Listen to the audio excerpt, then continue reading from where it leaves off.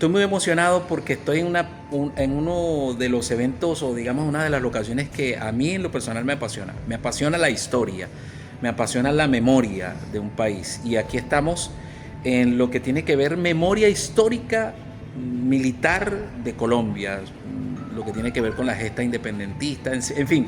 Pero no quiero dar mucha vuelta porque no tengo el conocimiento, pero estoy con alguien que sí tiene el conocimiento. Estamos hablando aquí con el sargento Miguel Vargas. Él es el encargado de este lugar. Cuéntenos un poquito la historia de este lugar. Dejarle a conocer a las personas todo lo que tiene que ver con ese cartel que vi ahí que me llamó la atención, que hay una cronología desde 1868 por allá hasta 1900 y tanto, esa cronología militar de Colombia, ¿no? Porque hay un dicho que dice, yo no soy colombiano, pero hay un dicho que dice que la libertad de Colombia nació en Santander. Cordial saludo para todos. Invito al personal de acá de Santander, personal extranjero, que nos visita acá a las salas abiertas del Centro Histórico Militar Batalla de Palo Negro, ubicado en el segundo piso del Centro Cultural del Oriente, aquí en Bucaramanga, en la carrera 19 con 20. Entonces tenemos los salones para que puedan conocer la línea de tiempo. Adelante, de lo paso que este fue la primero historia de nuestro departamento en 1878, donde llega la idea de regeneración en ese entonces con el señor presidente Rafael Núñez y apoyado por el ejército del gobierno, el Partido Conservador. Entonces fue una batalla en el marco de la Guerra de los 1000 días, donde se enfrentaron esos dos partidos tradicionales, y en memoria de esos combatientes dejaron más de 8000 muertos y reconocidos 500 soldados en esa batalla. La batalla de Palo Negro fueron 15 días de duros combates, enfrentamientos del 11 de mayo del año 1900 al 26 de mayo, donde el ejército del gobierno en el Alto de Palo Negro logra la victoria, replegando como tal el ejército del Partido Liberal en esa época, con el armamento que contamos acá en este museo donado, con los cañones calibre 80 franceses de esa época, las frases célebres, el armamento que tenemos igualmente como rifles, la fusilería, las espadas, los machetes, las escopetas de esa época. Aquí es interesante porque hay muchas cuestiones de esa época. Mira, aquí vemos unos cañones. Este cañón dice aquí, su leyenda es un cañón Bange 80 milímetros. Ahí están las balas, interesantísimo esto. Aquí están las balas. Aquí hay otro cañón, me imagino que es de la misma fuerza de aquel otro. Y aquí están las banderas. Hay una leyenda acá en la pared, Emilio Arenas. De tiempo atrás ha sido costumbre comparar el carácter fuerte del santanderiano con la naturaleza agreste del cañón del Chicamocha. Mira, aquí vemos unas armas. Esto es interesantísimo, mira. Aquí hay como especie de una daga. Dice bayoneta fusil Gras 1874. Una leyenda que tiene, dice bayoneta piramidal con empuñadura en madera y bronce. Tiene una longitud total de 66 centímetros, longitud de la bayoneta es de 62 centímetros, longitud de donde se envaina 53 centímetros y pesa 774 gramos. La bayoneta tiene un peso total de unos 541 gramos, 233 gramos el peso de la vaina, y fue donada por el teniente coronel Urbina Carrillo Edgar Omar. Aquí tenemos una escopeta o un fusil, podríamos decir que es un fusil muy antiguo, se ve que es bastante antiguo. Es un fusil Gras M80, muy bien cuidado, de la época. Hay especies de unos revólveres aquí. Hay un puñal. Hay un revólver Smith. Miren, esto es impresionante. La verdad es que yo estoy aquí maravillado por todo lo que estoy mirando acá. Mira, aquí hay más armas, más armas. Hay unas balas, mira, un cinturón con balas de la época. Mira, un revólver Safe Hammerless, un revólver Iver Johnson, mira, un revólver Smith & Wesson de mano eyector, y tenemos por acá también un revólver Safe Hammerless, creo que así se pronuncia. Qué impresionante, me encanta. Fusil Gracia M80, que lo vimos allá también adelante. Por acá tenemos una urna de cristal con algunas balas. Mira estas balas de ojivas, fósiles de ojivas. Hay unas balas. Mira esto es un fósil. Ojivas de cañón, qué interesante. Hay una espada, aquí hay una espada. Hay unas monedas de 50 centavos. Esto es muy interesante, hay poca luz acá, pero está muy interesante esto. Moneda de 2 pesos, imagínate tú. Moneda de 5 centavos, moneda de 50 centavos. Hay unos billetes de 1 peso. ¡Wow! ¡Qué cosa! 20 pesos, un billete de 20 pesos. Billete de 20 centavos. Esto es maravilloso, la verdad. Me siento en esa época. Acá tenemos, me imagino que es la indumentaria de esa época. ¿Ah? Mira, hay una especie de escopeta y hay una indumentaria de la época. Hay una fotografía antigua acá. Ya nos van a contar.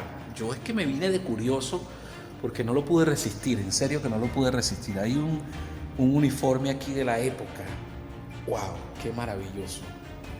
Un uniforme de la época. Voy a revisar este lado que hay más armas. Veo que hay más armas. Hay bastantes fusiles M80. Tenía un alcance de 1200 metros. La velocidad de salida era de 400 metros por segundo. ¡Wow! Un cartucho era la retrocarga. ¿Ah? Mira, aquí hay unas espadas. ¡Wow! Hay una lectura aquí. La guerra de los 1000 días tuvo grandes consecuencias para el país. Miles de personas perdieron la vida en los combates que se extendieron a lo largo y ancho del territorio nacional, y la economía prácticamente quedó en ruina. No embargante, una de las consecuencias más graves fue la separación definitiva de Panamá y por ende del canal interoceánico que se estaba construyendo. Interesante. Mucha historia. Mira, aquí tenemos otro M80. Tenemos uno pequeño acá.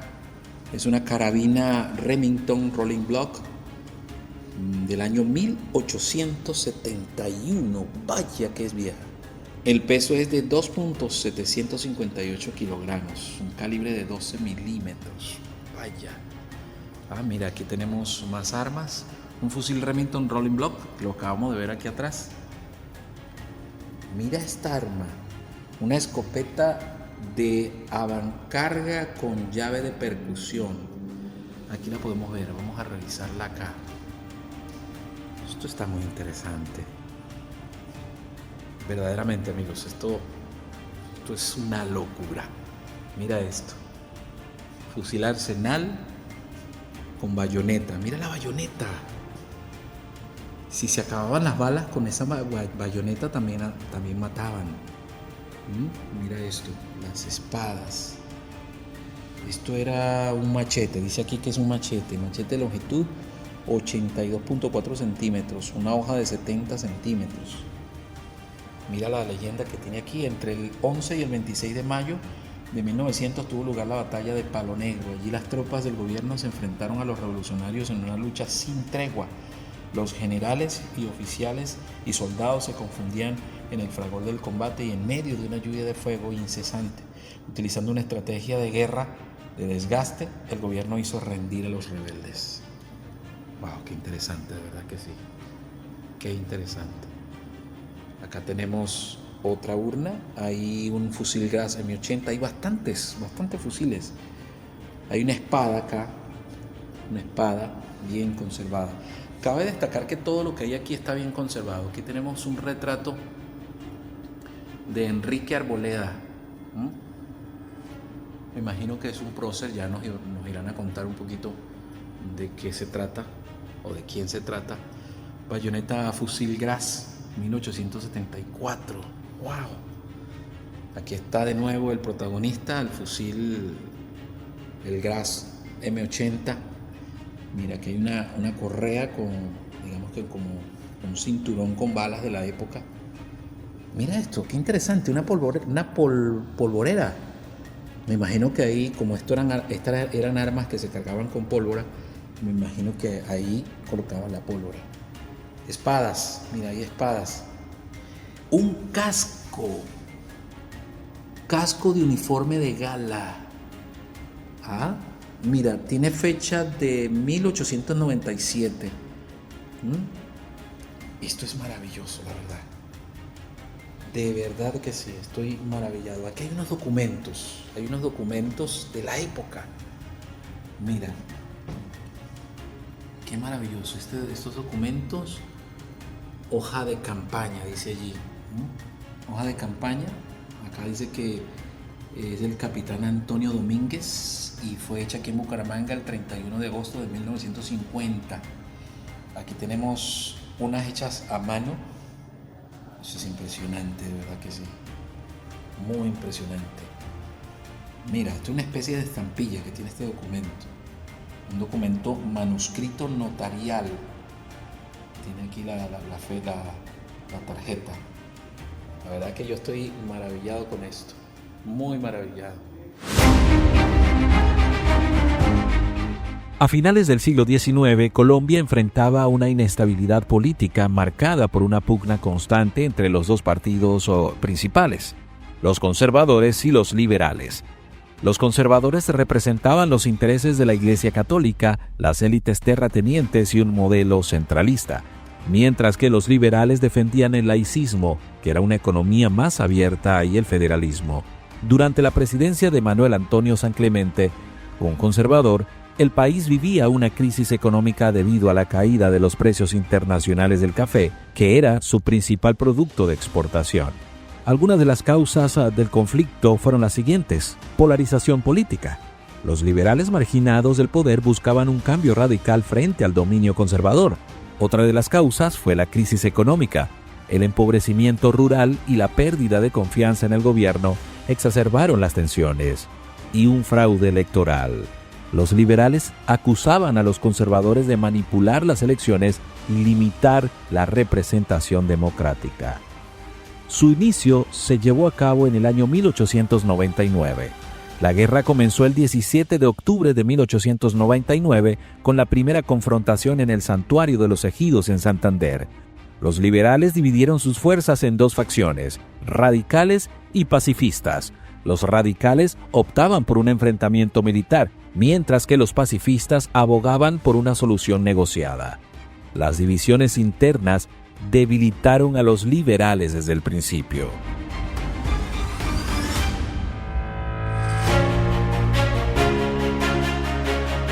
La batalla de Palo Negro en el año 1900 fue una de las más sangrientas, donde los conservadores infligieron grandes pérdidas a los liberales. En el año 1901, en el territorio de Panamá, entonces parte de Colombia, ambos bandos lucharon por controlar esta estratégica región.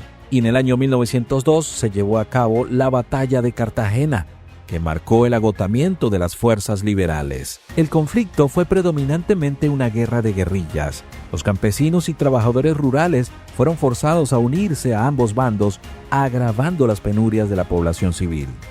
El uso de machetes, fusiles obsoletos y armas improvisadas fue común a la falta de recursos. Las consecuencias de este conflicto fueron devastadoras. El país quedó en ruinas con un declive significativo en la producción agrícola y comercial. Pérdidas humanas que, aunque no se saben las cifras exactas, se estima que murieron entre 100.000 y 150.000 personas. Miles de familias campesinas fueron desplazadas debido a los combates y a la destrucción de sus tierras. El conflicto finalmente terminó con la firma del Tratado de Neerlandia el 24 de octubre de 1902, y el Tratado de Wisconsin, el 21 de noviembre de 1902, mediado por Estados Unidos. En Panamá, el cese al fuego se negoció para evitar que la guerra interfiriera con los intereses estadounidenses en la construcción del canal. Este conflicto dejó profundas cicatrices en Colombia, tanto en su tejido social como en su memoria colectiva.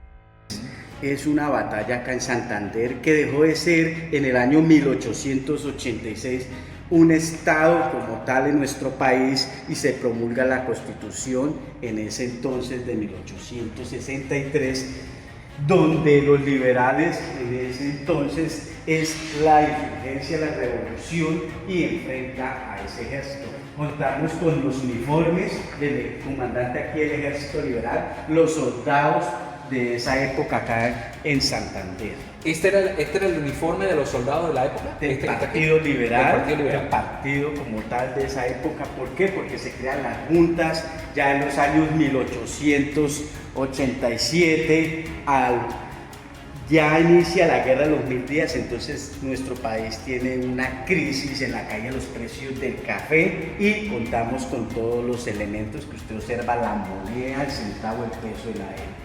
Entonces el museo cuenta con 4 salones a exposición aquí para el público, donde puede llevar a conocer la historia y el crecimiento urbanístico de nuestra ciudad de Bucaramanga. Entonces contamos igualmente con un salón que es la memoria histórica de nuestro departamento, de nuestro país, las víctimas que han dejado después de la guerra de los 1000 días, más de 167.450 víctimas y todavía continúa.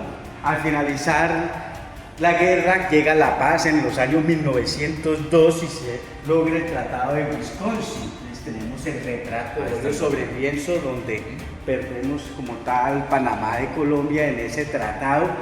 Las mujeres que participaron en esa batalla de Palo Negro, como Candelaria Pachón, usted observa acá para invitar a todas las personas y el armamento de esa época, las espadas, los machetes, los barriles que transportaban la pólvora del pueblo y todo.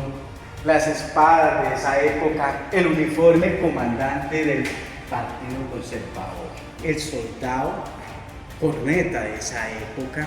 Entonces la batalla de Palo Negro inicia el 11 de mayo del año 1900 tocando las notas del himno nacional, el soldado corneta. Una ventana traía a colación para que puedan observar el paisaje de Palo Negro. Wow. La ventana del hospital, de allá del sector de Palo Negro en madera maciza y la documentación histórica patrimonial de esa época. Entonces invito a todas las personas que vengan acá al Museo Militar y se lleven parte de esa historia bonita de Santander en este sitio emblemático que es Patrimonio Histórico, el Centro Cultural del Oriente. Igualmente contamos con todos los personajes de la época, como el señor general Ramón González Valencia, con la espada de ese señor general y el casco de gala de la época.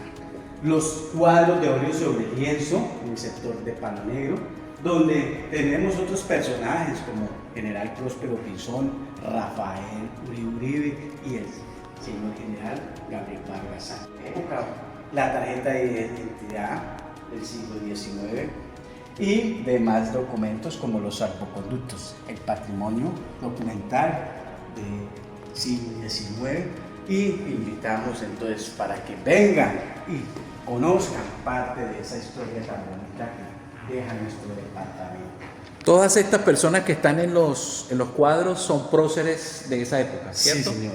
Que participaron en los personajes de los dos partidos acá en nuestro país. Ahora, una pregunta histórica, ¿no? ¿Por qué comienza el conflicto de los 1000 días? ¿A qué se debe el conflicto de los 1000 días? La guerra civil, en el marco de la guerra de los 1000 días, viene el conflicto en nuestro país por ese cambio en la Constitución de 1863. Y los liberales en las elecciones, en las urnas, pierden y gana el ejército del gobierno, logrando el señor, en ese entonces presidente Rafael Núñez, lograr el país conformar los departamentos, deja de ser Estados Unidos de Colombia, República de Colombia, en el año 1886 a promulgarse la Constitución Política. Mire, aquí tenemos una montura de la época, ¿no?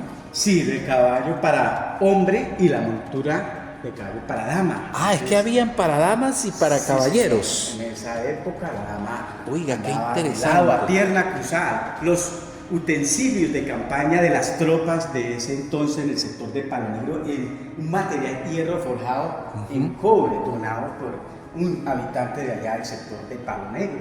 O sea, en estos utensilios cocinaban, sí, los soldados, cocinaban sus cosas allí. Sí, señor. Interesante. Fue donada acá al museo. Igualmente contamos con el sable gubernamental del señor general Próspero Pinzón, los lentes de campaña y un menaje de campaña ese señor general en madera con su cuchara de esa época. La bandera del Partido Liberal, donde murieron más de 8.000 soldados en esa época, logrando llegar hasta el Alto de Palo Negro y poder dar el parte de victoria el 26 de mayo del año 1900 en el Alto de Lebría. Esto que vemos acá es una espada de la época, ¿cierto? Sí. ¿Qué material es esa espada? Ese material es un hierro con un metal de esa época, conservada, y la empuñadura en águila. Usted observa, de ese entonces era el señor capitán, como puede observar, de los comandantes de esa época, los barriles que transportaban la pólvora.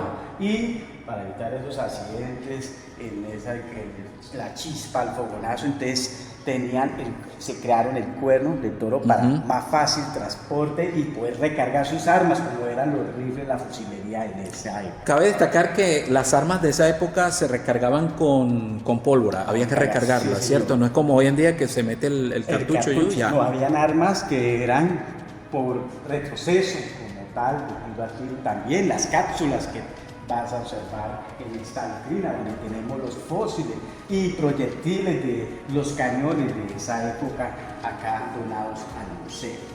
Estos son proyectiles de la época, sí, imagínense ustedes. Y ojivas en fósiles de esa época. Esta que usted llama fósiles, porque las consiguieron encontradas y donadas acá ya por el tiempo, la arena, el agua. Vean, y estas son de cañón, ¿no? Estas son fósiles de cañón. Sí. Entonces, en esa época, una cápsula histórica muy importante, escasea el material para hacer la moneda, y el señor general Ramón González Valencia, prensa con todo este material de las vainillas, logra hacer monedas en ese entonces. Tenemos los billetes de la época, ese centavo, peso, y una de las armas que tenían ese ejército revolucionario, como una espada. Se crea el Museo Militar en el año 2017, aprobado por el Consejo Municipal de acá de Bucaramanga, y Ejército, y en apoyo a la gobernación se logra mantener estas salas abiertas al público y logrando dar a conocer esta bonita historia, estos elementos históricos de nuestro departamento. Entonces podríamos decir, sargento, que aquí nace la libertad. En esta habitación está la libertad, cómo nace la libertad, y me llama mucho la atención porque veo muchos nombres aquí, sargento, veo muchos nombres acá. Todos esos nombres que están escritos allí son personas que perdieron la vida en esa batalla. Ahí dice en memoria. Reconocidos. Solamente los reconocidos. Estamos hablando de los reconocidos. Más no los que fueron encontrados y logrado en esa época dar la libertad. Lo invito para que conozcan. Luego de la guerra llega la parte urbanística de nuestra ciudad en la sala de cotidianidad. Igualmente contamos con la sala interactiva para dar a conocer en un pequeño video el relato y la historia de la batalla de Palo Negro. Tenemos la sala de cotidianidad donde el crecimiento urbanístico de nuestra ciudad de Bucaramanga, dando a conocer la fotografía, los elementos, los retratos de la época después de 1886. Las calles de Bucaramanga, donde las mulas, las bestias en esa época transportaban la carga de tabaco, la carga de leche en ese entonces, con una cantina de hierro forjado, como usted puede observar en esta vitrina, los retratos de esa época. Llega la primera cervecería a nuestra ciudad de comercio, que es la cervecería Clausen, un baúl de la época donde los comandantes guardaban sus uniformes, la pila en piedra y estos elementos en cobre de la época. Qué maravilloso, ¿verdad? Jarrones en cobre, la plancha a carbón, las lámparas de petróleo. Bucaramanga inicia a crecer con las primeras escuelas normales después de los años 1886 y llega el alumbrado público. Llega a diferenciar los barrios de la ciudad con las luces de color cálido amarillo, azul las farmacias y rojo que eran los budeles, los bares. Inicia el crecimiento urbanístico de nuestra ciudad. Y estas personas, las lámparas de petróleo, los personajes de la época como Quintilio Gabaza, familias que dejaron parte de esa historia de nuestra ciudad. Uno de los primeros teléfonos que llegaron a Bucaramanga, 35 teléfonos en el año 1888, tenemos un teléfono francés de esa época. o sea, este teléfono es francés y fue uno de los primeros que llegó a Bucaramanga. De los primeros teléfonos. Wow, que aquí tenemos. tenemos. En el año 1888 tenemos igualmente esta puerta, dando a conocer las calles de Bucaramanga, la puerta del hospital en madera maciza que se conserva de la época y demás elementos como el reverdero, la prensa de hierro, la mica vaselilla, la pesa romana para que los campesinos, los comerciantes pesaran sus productos como la papa, el plátano de esa época. Esto que tenemos aquí que dice línea del tiempo, ¿tiene alguna...? Sí, señor, es la línea de tiempo de la batalla de Palo Negro, del 11 al 26 de mayo del año 1900, donde el día a día inicia los enfrentamientos, los combates, el cronograma que llevaban ellos, rojo los liberales y el azul los conservadores. Usted puede observar acá el ejército del gobierno, el ejército revolucionario, el día 11 a las 2 de la tarde en el sector del Coquerón. Ahí están todos los eventos. Sí, finalizando el día 25 de mayo, donde ya los liberales abandonan en el sector de Lebrija y dan parte del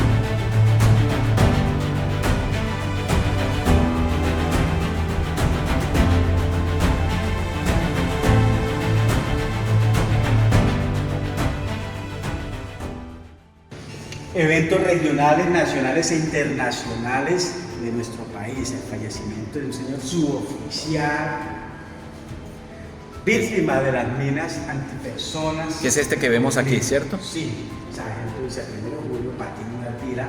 Y la línea de tiempo de los eventos de relevancia en nuestro país. Es la sala de memoria histórica, donde tenemos todo lo de justicia, reparación y no repetición de nuestras víctimas del conflicto armado. Entonces, más de 167.400 víctimas, donde damos a conocer en estas vitrinas los eventos como fue los artefactos explosivos, las minas antipersonas, el drama del secuestro, cadenas donadas de los secuestrados como fue Pablo Emilio Moncayo, Ingrid Betancourt, los libros escritos por esas víctimas del conflicto, el drama del desplazamiento forzado, saliendo desplazados para otras partes de nuestro departamento, de nuestro país, amenazados por el cobro de extorsión, siendo atentados contra su vida, y el drama de lo que fue el fenómeno del reclutamiento forzado a menores de edad, más de 54 niños liberados en esta operación que fue el conflicto en Colombia en el año 2000. Testimonios de lo que ha sido esas víctimas del conflicto, dando a conocer acá la información en este medio digital, esos testimonios de lo que ha vivido nuestro país. Wow. Quiero agradecer al sargento que con toda la amabilidad nos mostró este recorrido que sin duda alguna nos ha hecho recordar que somos libres porque personas dedicaron sus vidas y parte de esa memoria está aquí en este museo histórico de lo que tiene que ver de la vida militar. Así que, sargento, muchas gracias por su tiempo, gracias por su participación acá. No sé si el museo tiene redes sociales que podamos promocionar aquí en el canal. Nos pueden ubicar en Google, lo que es Centro Cultural del Oriente, Museo Militar Batalla de Palo Negro, y está la invitación, el horario para que puedan venir con sus familias, disfrutar esta temporada de vacaciones y conocer parte de la historia y muchos más museos que tiene Bucaramanga, casi 9 museos, y se está creando el museo también de la Universidad de la UNA, recopilando todos esos elementos que tiene nuestro departamento. Ya saben, pueden venir, a ustedes que están ahí en México, en Estados Unidos, los que están en Canadá, que nos escuchan mucho de todos esos lugares, pueden venir aquí al Centro Cultural Oriente Colombiano, al Museo Histórico Palo Negro, así se llama, ¿cierto? Batalla de Palo Negro, para que puedan conocer la historia militar de este hermoso departamento. Así que ya saben, pueden venir.